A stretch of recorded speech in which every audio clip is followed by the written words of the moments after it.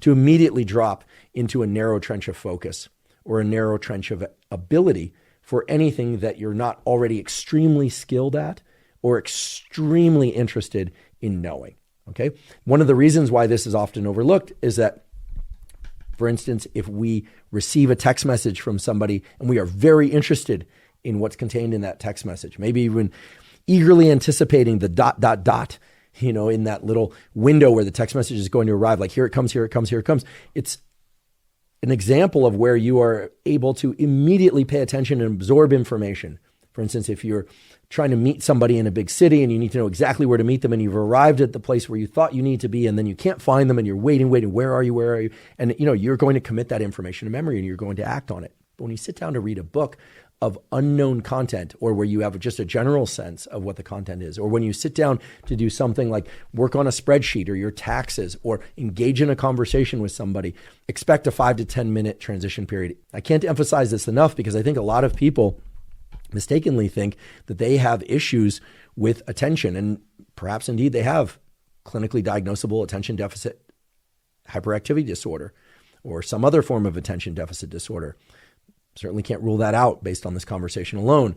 But a lot of people place this unfair burden on themselves to immediately be able to focus on a given task. And this is also true for physical tasks, right? If you go to the gym to work out, or you're heading out on a run or a cycling expedition, the idea that you would immediately be able to cycle at your peak performance, or that you could perform sets and reps in the gym and as best as you possibly could without any warm-up, without any transition period, that you could forget about the difficult or maybe even great conversation that you were having on the way in, or that you could forget about other activities that you need to do in the rest of your day. I mean, that's just completely unfair, and it doesn't match at all the way that your neural circuits work. So you really need to match your expectation of your ability to focus on and perform a given task, whether or not it's cognitive or physical, to the actual underlying biology. Okay, so that's the first point. The second point is that we know that if you want to switch from one task to another task, that you are making it more difficult to drop into full task engagement, or rather engagement with task B following task A, if you try and go immediately from task A to task B.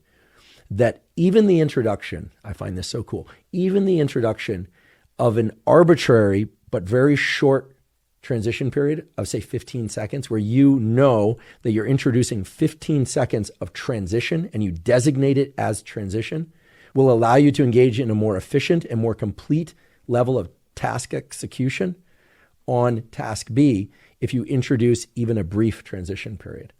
Now, this I find fascinating because what this means is that there are top-down influences. There are literally things that we can tell ourselves based on an understanding of the underlying mechanisms that allow us to task switch better. And this certainly doesn't involve taking any kind of prescription drug or supplement or doing anything differently, except as you go from task A to task B, knowing and designating that a transition period, even a very brief one, where you are not trying to perform task B, and that you've designated this as a transition period. I'm not trying to focus on the next thing that I need to do. I might focus on it inadvertently, but I'm not deliberately trying to focus on it. Rather, I'm going to think about what I just did and the fact that I'm no longer doing that, kind of leaving it like a fog behind, all right? You're trying to move from this deep trench of attention, hopefully on task A, or maybe you didn't achieve a deep trench of attention, and you're now done with task A, and you're not placing this unfair expectation on your neural circuits to just flip to task B. And you're also acknowledging that task B is going to take 5 to 10 minutes to drop into fully. We already talked about that. But you're going to shorten that 5 to 10 minutes by deliberately introducing a transition period. And what comes in that transition period and its duration is important. So first, let's deal with the duration. How long should the transition period be?